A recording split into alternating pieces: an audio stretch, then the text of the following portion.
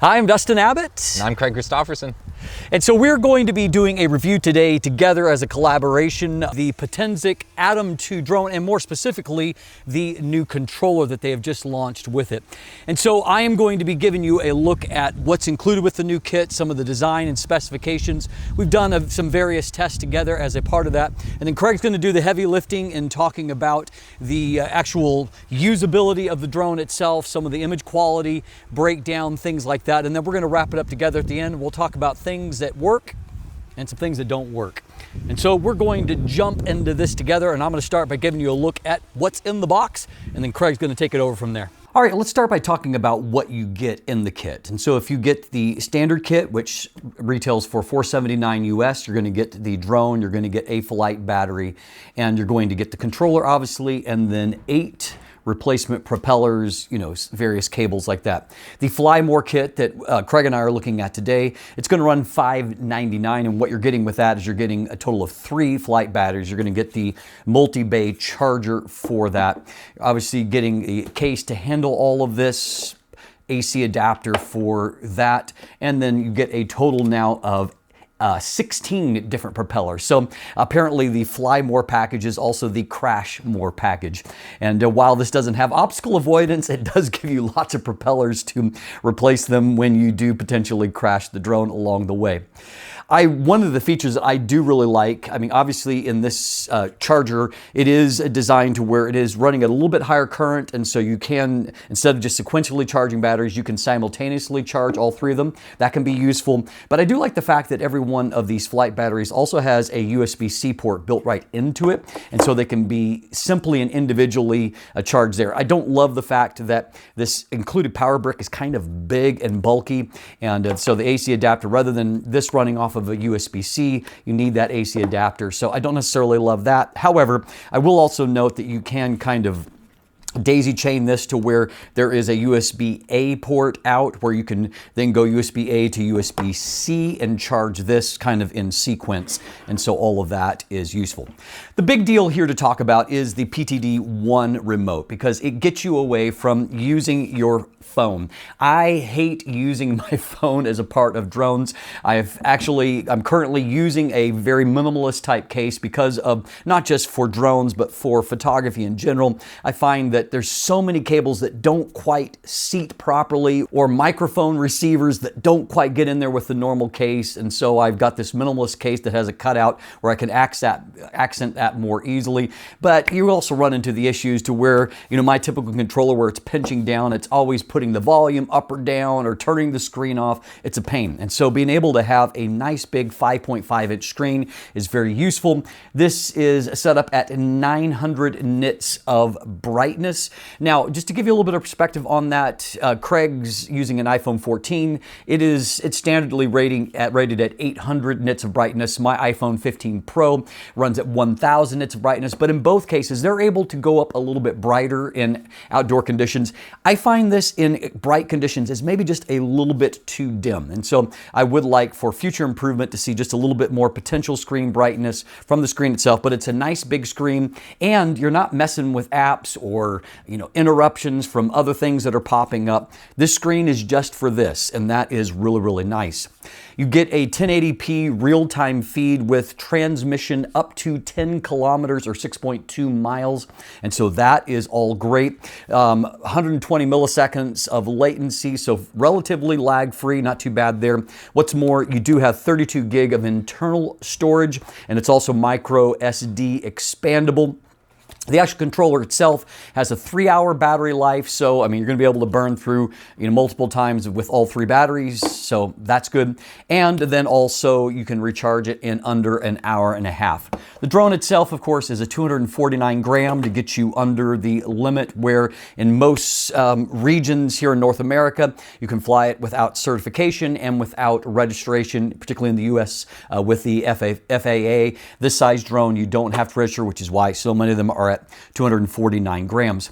Now, there is a lot of newer technology in the Atom 2 that's not necessarily in some of the older drones that it might compete with. So a lot of AI tracking, automated maneuvers that are not supported by others. And so as far as the packaging and the pricing goes, this is competitively priced with equivalent DJI type offerings, but the major difference here is that you are getting a pretty awesome controller with a lot of dedicated controls here and dedicated antennae, and so you get a more stable transmission.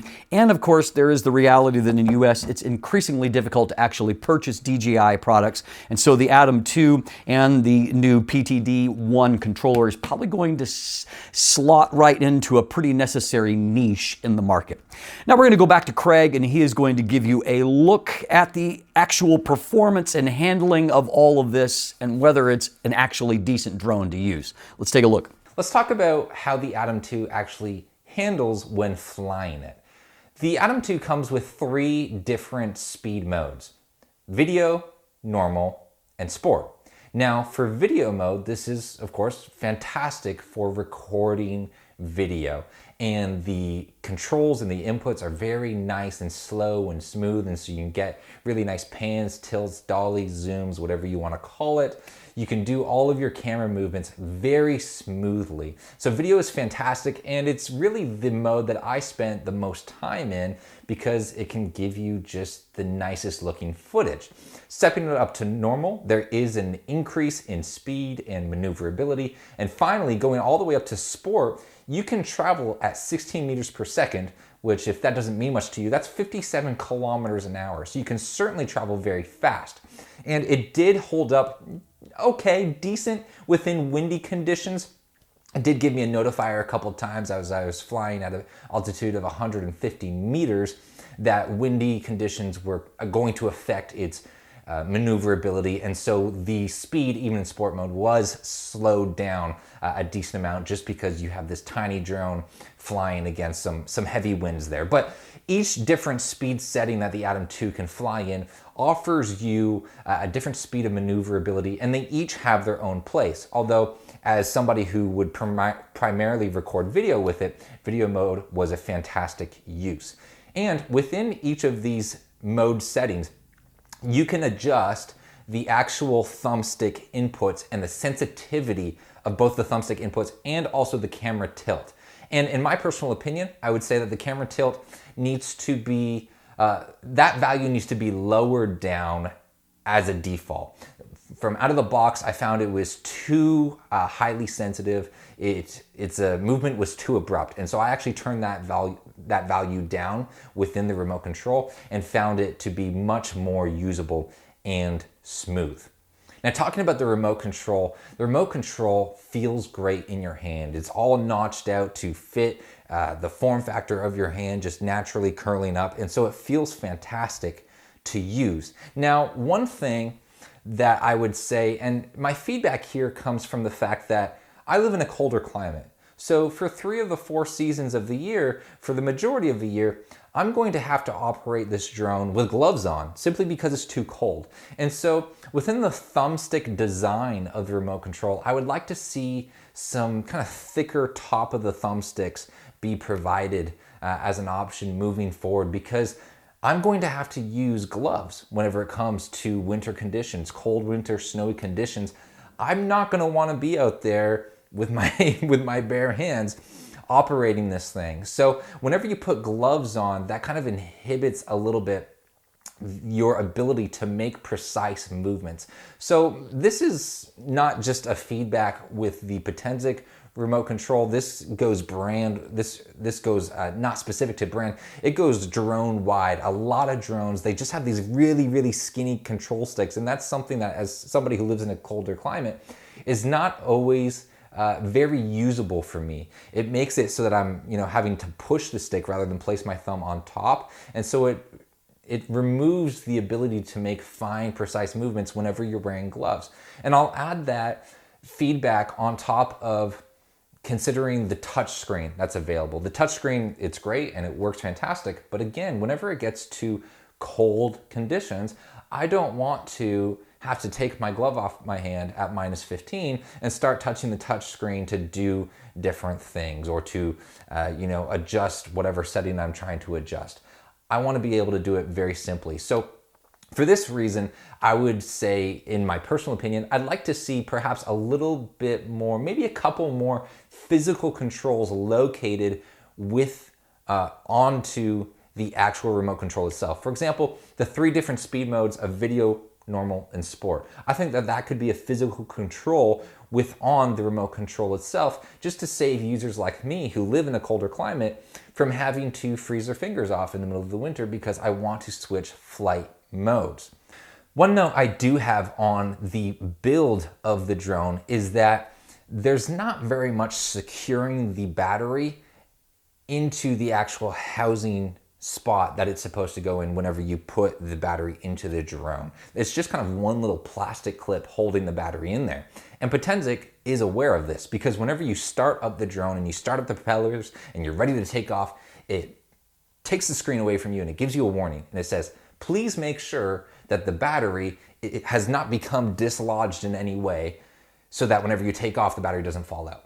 And this isn't something that, to me, is a little bit maybe, I feel like I want that to be more secure. I don't want to check every time I start up the propellers whether the battery has popped out of its placement or not. And so I think that Potensic needs to take into consideration that this is not something that really builds great faith in its user base whenever you have to check every time before you take off whether the battery is actually still connected and fully implanted into its drone housing. So if Potensic could go back and figure out a way to more securely have the battery keep in its place, that would be fantastic. It never happened to me, but Potensic are aware that it is a potential risk that happens there. So please, let's house the battery in a more secure fashion. As far as the drone gimbal goes, it was very steady in operation, and you can use it in 2 different modes of operation. You have the standard or stable mode, and then you have the FPV mode. And in the stable mode, it was very steady, never had problems with it. Even in windy conditions, it held very stable. Now, flipping it into FPV mode is not something that I would recommend. There needs to be significant improvement, in my opinion, for this to be an actual usable gimbal mode, because any type of flight directional input that you are trying to put into the drone as you fly it in FPV mode really throws the camera off. And so it becomes this really kind of juddery movement as you fly in FPV mode. And I just don't think it's a usable gimbal mode. So you'll definitely find yourself sticking to the stable gimbal mode. The Atom 2 comes with 3 different tracking modes. And so the first mode is just a focus feature where you slide your finger over the screen and a green box appears over what you're going to track. And the focus feature, the general focus feature, is that it's going to keep that subject in the middle of the screen no matter what drone input you do. So whether it's in, out, left, right, a circle around, it's going to keep your subject in the middle of the screen. And it did this very well. The next one is parallel tracking, so traveling alongside you. And this feature works decently, although I will say that any sudden or abrupt changes in speed, the drone is not going to be able to keep up with and continue to track, even just from a walk to a decent jog. It wasn't able to keep up with the speed there. So make sure that your speed is consistent if you're going to use that mode. And finally, it has follow tracking. So following you kind of as a rear camera that's just following you as however you are traveling. And this mode, again, it worked well, but because the Atom 2 does not have any object identification or awareness, it's going to run into any obstacle that it comes into, which it almost did. So you'll need to be aware if you're using it as a rear follow camera that the distance is not going to be consistent. If you are changing speeds, it will fall behind.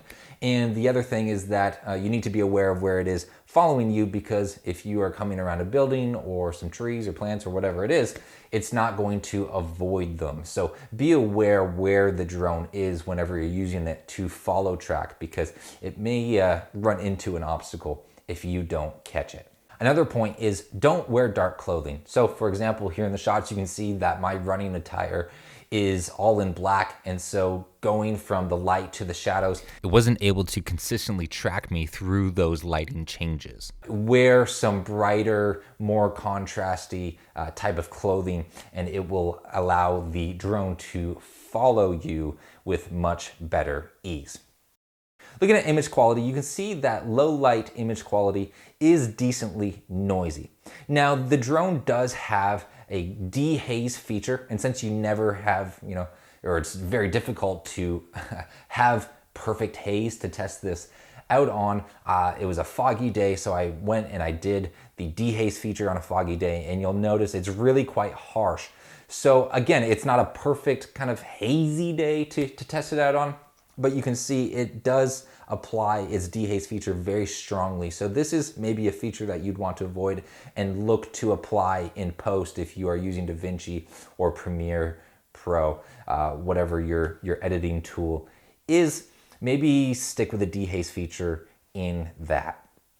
Now, as far as the zoom goes, it is a digital zoom, and you will notice a lot of morphing, a lot of warping going on whenever zooming in and out. So as far as recording through that zoom, for a video feature, I would not recommend it.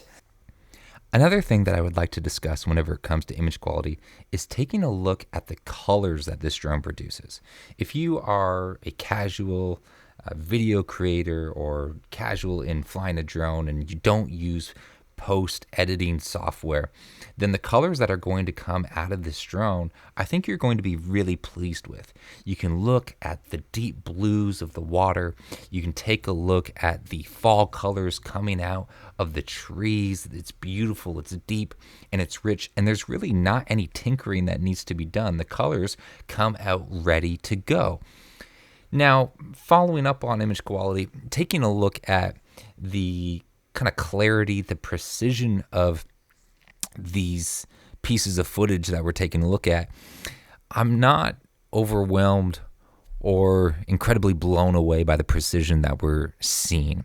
Yes, from a faraway distance, the images look pretty good, but at a aperture of f1.8, that's really not a whole lot of focus plane available to you.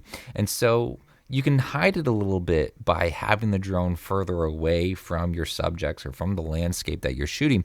But whenever you get up nice, tight, and close, you can see that, yes, some subjects or some of the landscape is in focus. But as we look maybe more outwards of the screen, a little higher, a little more to the side, you'll notice that it really doesn't look like the image has been captured by a 4K quality camera. What you'll notice is it's almost looking more like a really nice and precise oil painting rather than a 2025 level 4K technological piece of equipment. And so as far as the precision and the clarity and the sharpness of the image, it's really not something that I'm overwhelmed with. And this would be, I think, my biggest gripe with this drone. I love a lot of things about it. I love how easy it is to handle, get up and fly.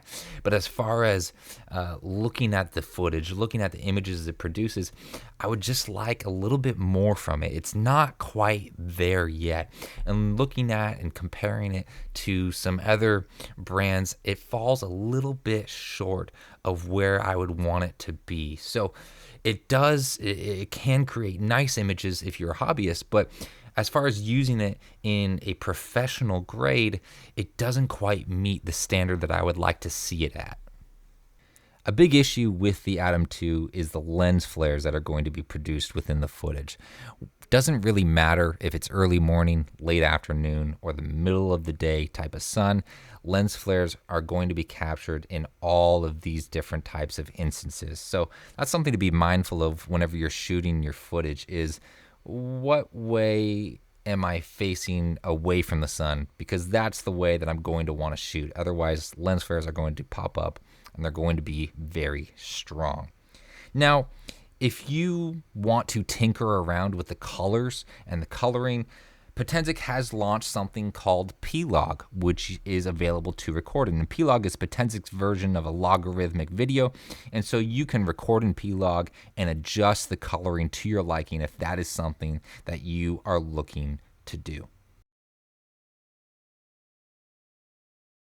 Okay, we're going to kind of wrap things up by talking about both some pros and cons that emerged while doing a review of the Atom 2. As far as the big pro to me, I love getting away from this kind of controller and getting away from my phone for a lot of reasons. I actually have a phone case on my phone right now that is all about basically having as little case as possible, and so that I have that port available because of so many accessories that I can't make it fit in there. Craig ran into the same thing with his phone case and trying to hook this up.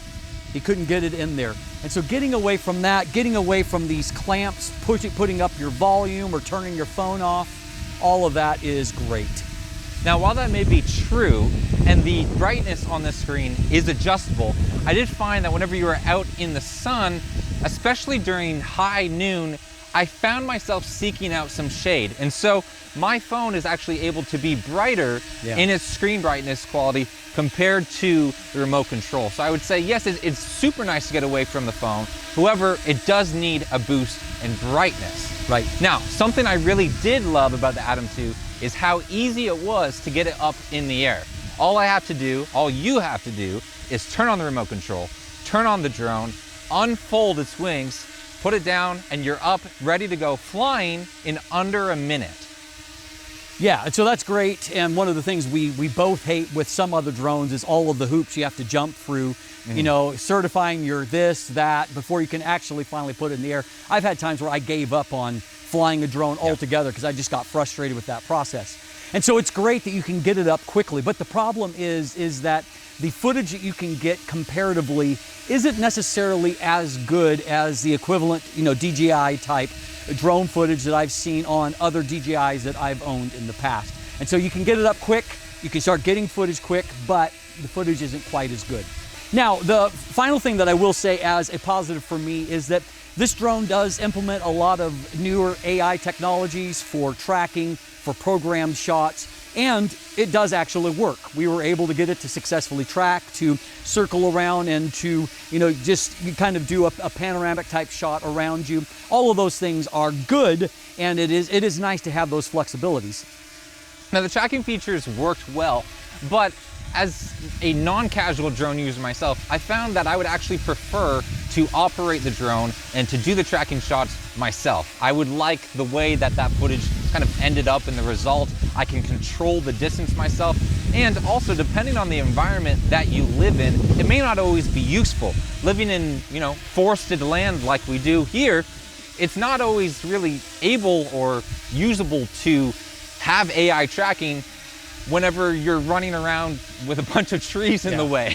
So, I mean, maybe those extra propellers are gonna come in use there, but that's not really something I'm looking to do. So those features are there, they're great for new people, but for the experienced drone user, you're not going to find yourself using them. Yeah. And even, we did find, even in doing the tracking shot of my truck, just because there are power lines over the road, there was an issue with that, even that it couldn't initiate tracking because there was just too many obstacles in the way. And the only way to get that shot was essentially to fly up above all of that, because there is no obstacle avoidance.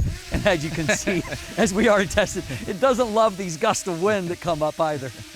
I'll let Craig wrap it up here at the end. Decent hovering feature though. Yes. It has stayed quite stable. Yeah, not bad. At least it hasn't run into me yet. That's all I care about. Now, in conclusion, I would say if you are a casual drone user, the Potensic Atom 2, as it says, I have done my job and I'm peacing out of here. It's done its job. But if you're a casual drone user, this drone will be great for you. It's so easy to get up and fly. And looking at the price point, what it's coming in, the amount of money that you're going to pay, there's not really a whole lot of other drones available. Tons and tons of various other brands are out of stock right now. So the Potensic Atom 2 is fitting really nicely in the market for Potensic because there's just no challengers to come and compete with it. Particularly in the US at the moment. I will, however, say that for somebody who uses the drone for professional photo and video shoots, it's not something where I look at the photo files or I look at the MP4 video files and say, that's something I want to professionally deliver and kind of put my job at risk or behind. I want something that's got a little bit more quality to it, more clarity, more precision in its picture. So if you're a hobbyist, then this is going to be a great deal for you. But if you are a professional looking to use the drone and get paid for the jobs that you're doing, I would say you're going to have to spend a little bit more money to get better image quality. Yeah, so at the end of the day, the usability is great. I think the new controller and the implementation, there's still some bugs to maybe iron out on that and some room for improvement in the future. But having this controller is great. It'll allow you to get the drone into the air, actually have fun flying it. But as Craig said, if you're looking to be someone who wants to professionally deliver a high-end product, well, as is always the case in photography, you got to spend more to make more.